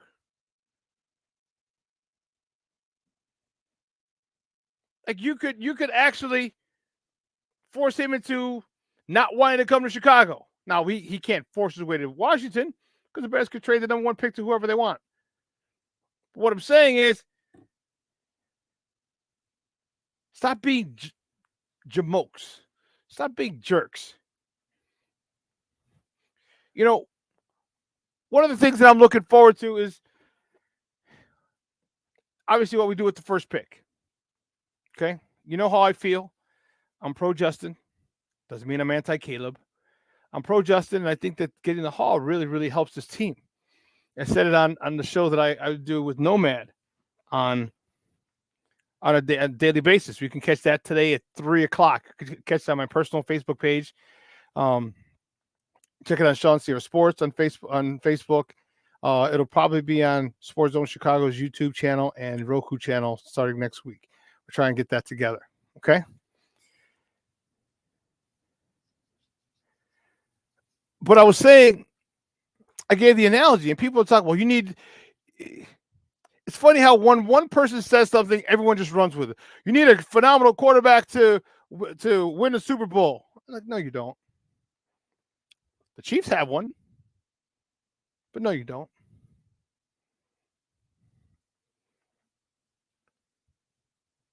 I went into, and I mentioned some dynasty quarterbacks that weren't the reason that they won. That weren't, and granted, they're in the Hall of Fame, but they're in the Hall of Fame because of what the team has done. Troy Aikman is the first one. Would anyone go down and say Troy Aikman was a game changer? I wouldn't.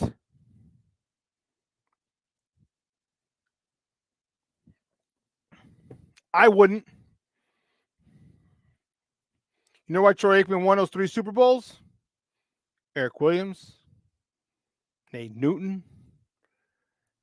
Who's the other guard? Who's the other guard for the Cowboys back in the 90s? Not to mention Leon Lett, Russell Maryland.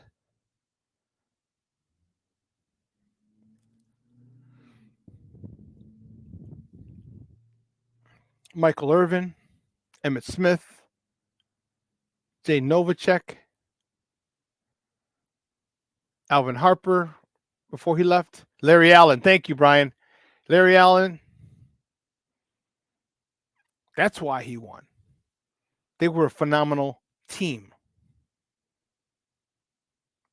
And you say, well, there wasn't a quarterback. Oh, yeah, there was a quarterback who was the shit. That was Steve Young. Steve Young and the 49ers were the shit. I don't remember if he was with Bill Walsh or if only with Seifert. I know he was with Seifert, but I don't know if he's only with Seifert. That's how you do it. Look at the depth they had on the offensive and defensive lines. They made Emmett the best running back at the time. The NFL's leading career NFL's rushing leader. Think of it.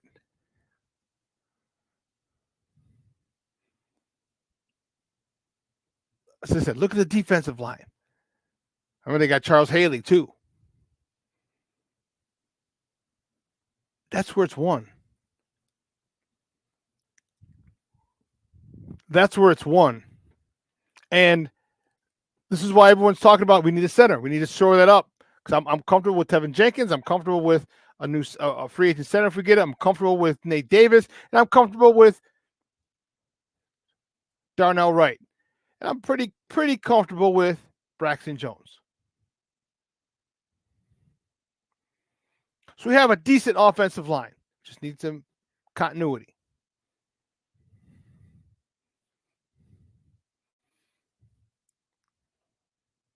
We talked about Terry Bradshaw, and I was like, well, that was the 70s. Football is different. It's still blocking and tackling, and let me tell you, you still had generational quarterbacks back then, and Terry Bradshaw wasn't one of them.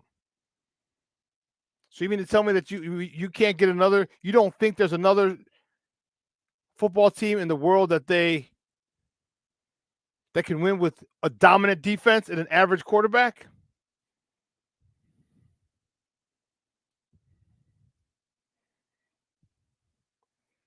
And I don't think Justin's an average quarterback. But the line is where we need. And you know what? I want first and second rounders on that offensive line. Sorry, Braxton Jones, you did well. You be our swing tackle. We got this dude in the first round. This dude in the second round. I'm not going to apologize for upgrading. If you think, well, you should apologize for upgrading for Caleb. I don't think that's an upgrade. I think that, see, here's my thing for when James, what's up, Papa? How are you? Thank you for tuning in. What do you mean they treated for him? Oh, they traded for him when he was there. Yeah, that's right, because he sat behind Joe for 2 years, 3 years. He sat behind Joe. Yeah, that's right.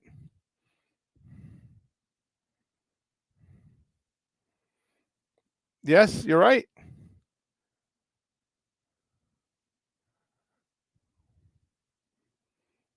Oh, we know this.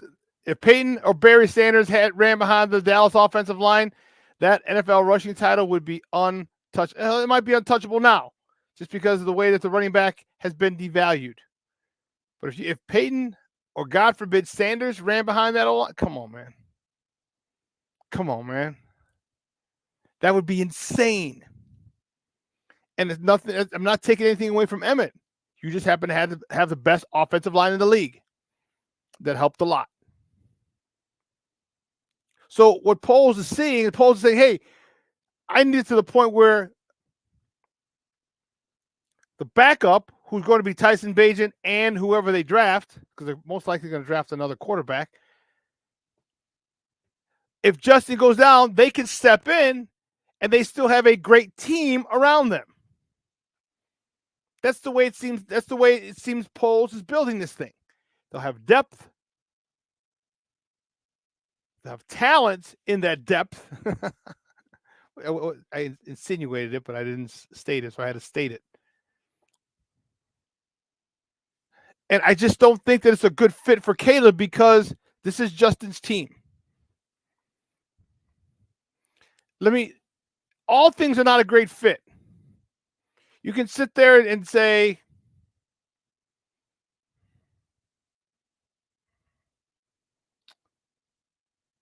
let me give you an example.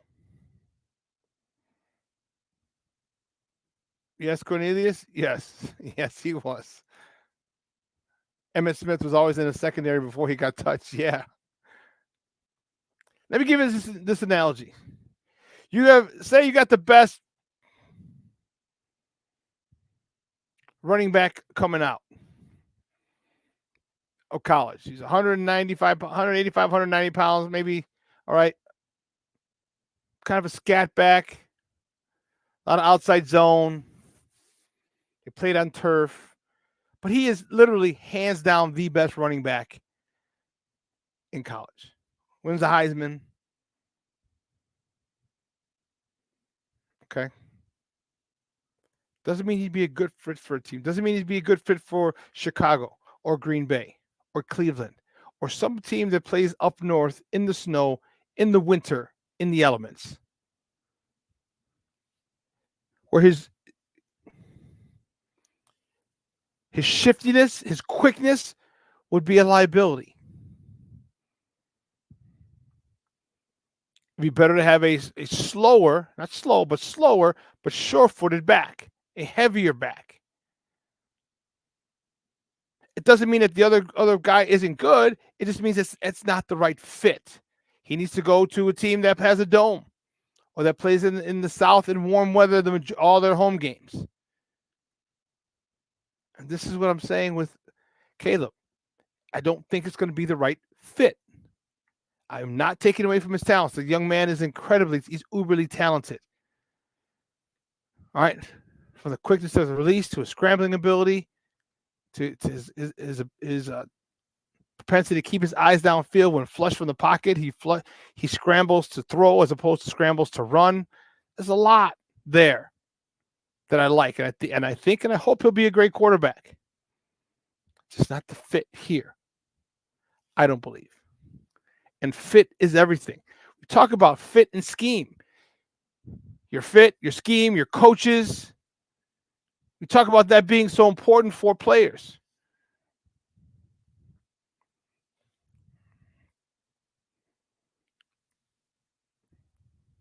You know, if you run a zone blocking scheme, you're not going to want to draft linemen who played in a power concept in college. They're not.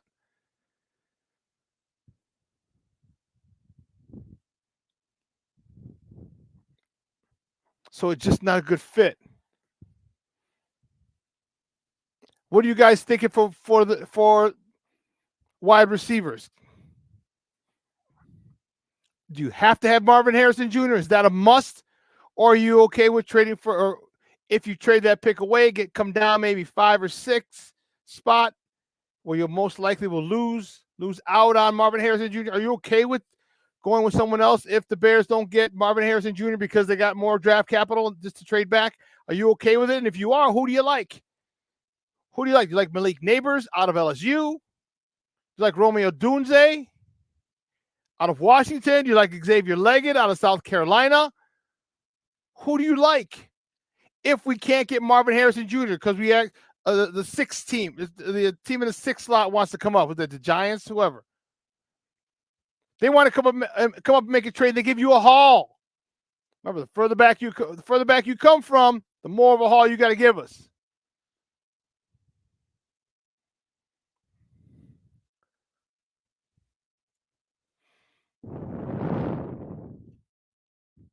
Brian Thomas, where's he from?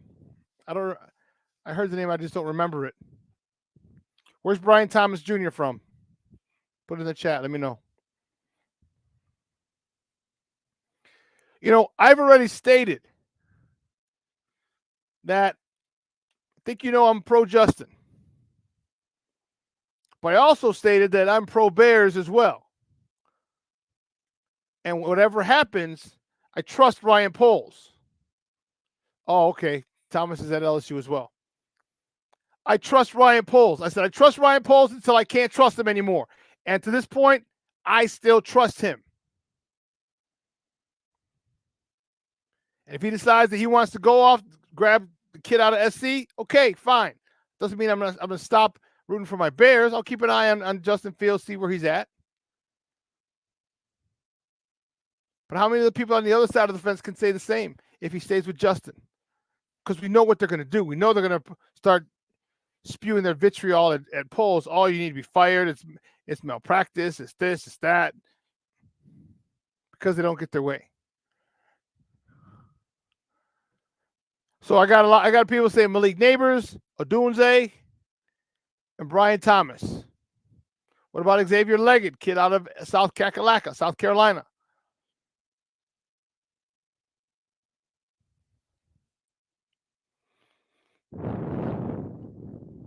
because I just want a baller. I want a baller. I want a guy who doesn't give a damn that DJ Moore's on the other side. That's the kind of guy I want. I'm tired of this, like Patrick Williams and the Bulls. Oh, I'll defer to you, DeMar and Zach and Vooch. When you got skills of your own, I want a wide receiver to throw me the damn ball. I'll catch it. They're going to be sliding over. They're going to be double teaming DJ Moore. I got you. That's what I want to see. That's the receiver I want. I just hope it happens to be in a 6'3", 210, 220-pound frame with a 38-inch vertical and a 7-foot wingspan.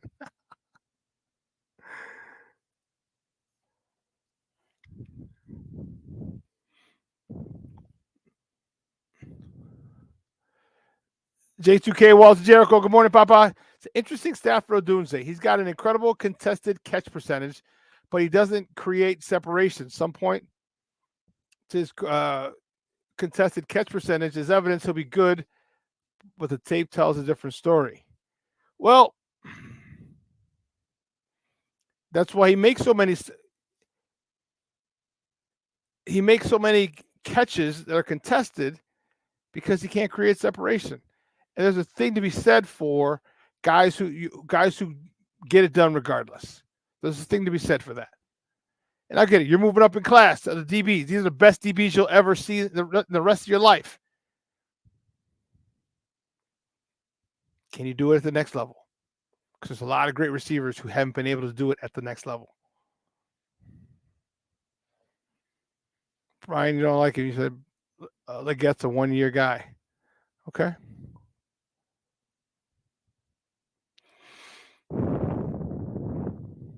What about slot? We can't have all big receivers. Give me a slot guy. Give me a guy who is shifty, shaky, and fast. Really fast. Cause you some problems fast. Like you missed a tackle. Like, oh, shit. Rally, rally, rally. Rally to the ball because you know that dude's up. Luke McCaffrey. Okay, there's one. Anyone else have a slot guy, slot receiver?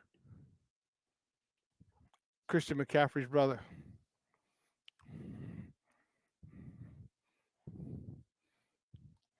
Because these are guys that I want. We need to fill out that role. And Tyler Scott, here's another chance for you, big dog. Here's a chance for you, Tyler Scott, to get back in good graces. You got a clean slate. Roman Wilson, yes. That's the kid out of Michigan? The kid out of Michigan, J2K? I want to say that is. But yeah, he's a tough son of a bitch. He's tough. Malachi Corley, yes. He's another dude, yes. Yes. Yeah. Give me a legit slot person. And it doesn't mean he has to stay there. You can put him outside and have DJ Moore motion into the slot. Trust me. It doesn't matter. It's not going to happen all the time. But yeah, this is what we need.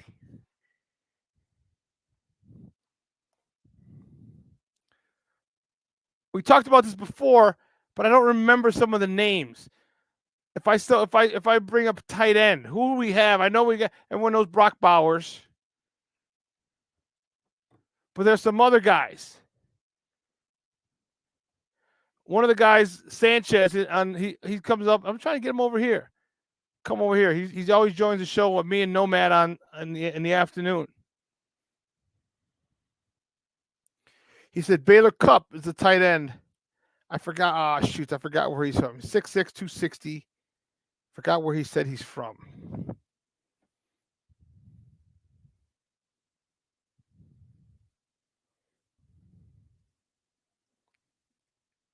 Cade Stover.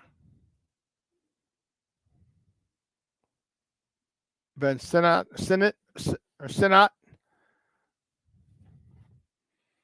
Yeah, we definitely need. Marvin has Javon Baker and Corey's as wide receiver with DJ.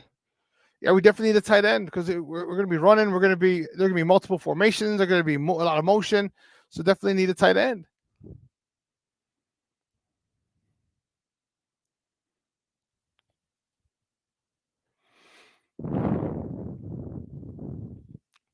What about edge rusher? See, I'm a little concerned, and here's why. I want Danielle Hunter, but I get it. He's 30. It's going to cost a pretty penny. And are the Bears one defensive end away from the Super Bowl?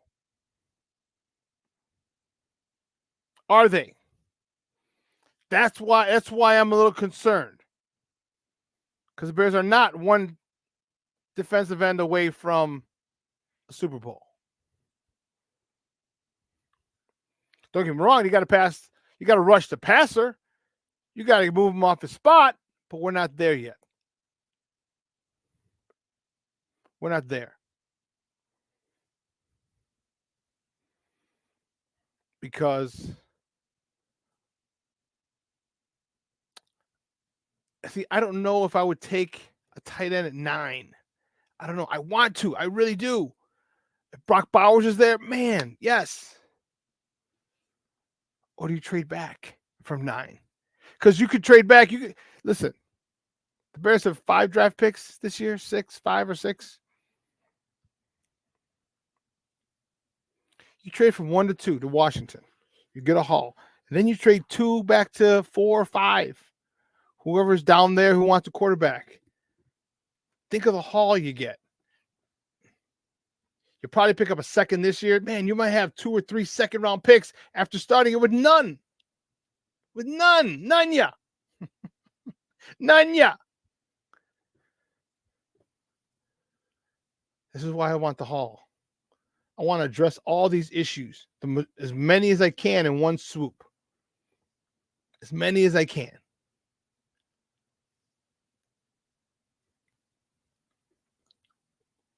And if I can get stuff through the draft and not have to pay free agents, or if I can pay middle tier free agents, $4 million, $5 million a year for DN. Okay. Yeah, I'm cool with it. We talked the other day. Who was it? Oh, goodness. I lost my train of thought. I want to say we talked the other day about the tight ends, and yeah, I lost my train of thought. Son of a biscuit. God blessed.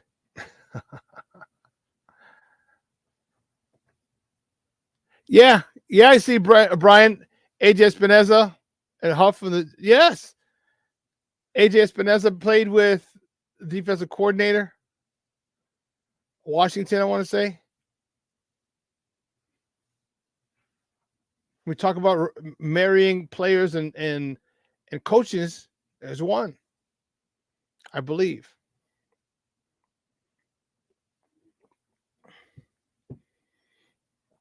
AJ Espinoza seems is a name that keeps popping up.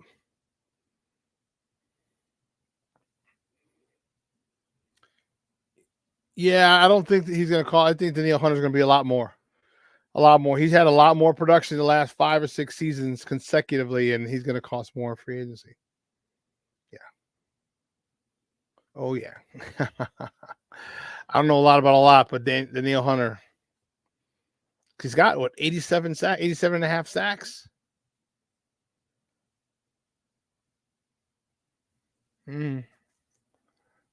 Junior. Welcome to getting old and getting senile.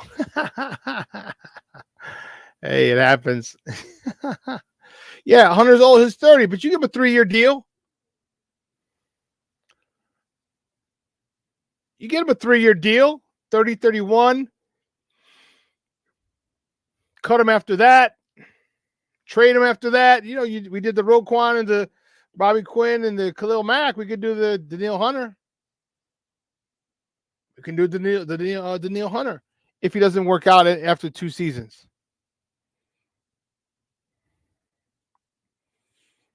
Yeah, things are going to get interesting. You know, now.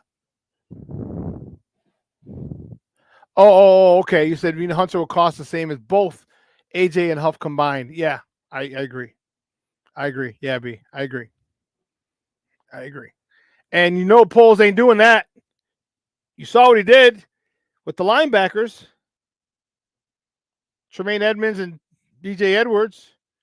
He got them for about $3 to $5 million more than Roquan's contract by itself. So Danielle Hunter is most likely out.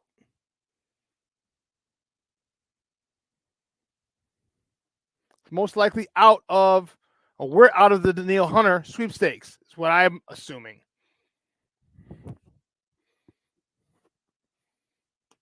AJ Espinoza.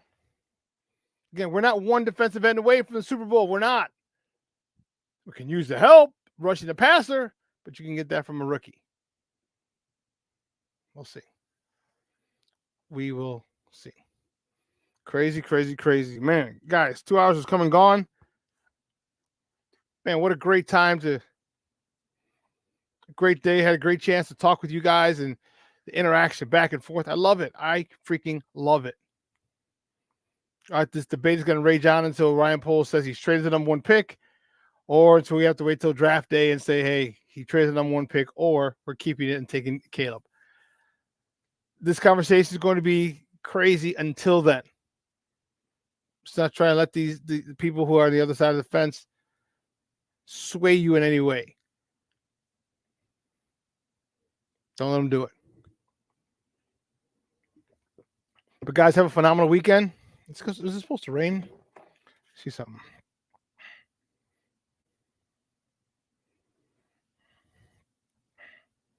Let's see. Oh, 85% chance of snow.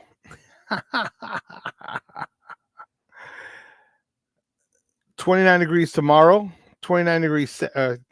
43 degrees on Sunday. So any snow we get is going to melt immediately.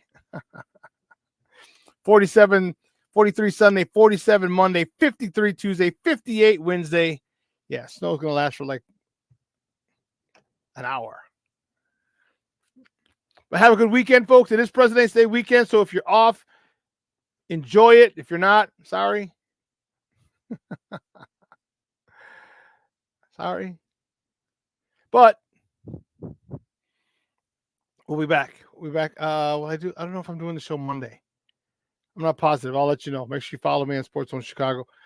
Shawn Sierra on Facebook, Sports Zone Chicago, all my personal pages at the Shawn Sierra. Do me a favor. Hit that like button. If you're not subscribed to our YouTube channel, please subscribe to our YouTube channel. I'm trying to maneuver and do some things, but I need to get up over 1,000, and it's easier for me to maneuver at that particular point. Then we'll go for 2,000, and we'll go for 4,000, and we'll go for 5,000. We'll get it. Okay. All right. So for everyone in the chat, thank you, sports owners. I appreciate it. I appreciate the love and the support that you guys give me every show. And from everyone here at Sports Zone Chicago, our executive producer, Elliot Baez, social media guy, Clarence Council III, and my co-host, in absentia, Maya Kai. Guys, I'm your boy, the SuperBack, Shawn Sierra. You have Second City Sports coming up today at 12:15 with Lakina McGee and Sydney Brown here on Sports Zone Chicago. And then I'll be on the Nomad Network at 3 o'clock. All right, with Nomad. We're still trying to get a new name for the show and a whole bunch of stuff. Okay. We're branding it. So it'll be at Sports Zone Chicago soon. Okay. So that's it. That's tonight. The Smoke Fellas tomorrow at 11 a.m. to 1. Get it in on the weekends. So cool. So listen, you guys have a wonderful, wonderful weekend. Spend time with your families, with your loved ones. Take them out, go to dinner, do something. All right, take them to the park. Whatever you got, let's do it. All right. So for everyone here at Sports Zone Chicago, guys, I'm your boy, the SuperBack, Shawn Sierra, about to have a good weekend. Yes, I am, Doctor. Yes, I am. Hope you do too. Guys, you have a great one. Your boy, SuperBack, I am. Oh, real quick. Pretty soon you'll be able to order some Coaching Matters t-shirts with the Sports Zone Chicago logo on it. I have a couple other ideas as well. So you'll be able to get some shirts, some Sports Zone Chicago swag coming up very, very, very shortly. By the end of March for sure, but probably in a couple weeks. All right. All right, folks. And your boy, the SuperBack. I'm out.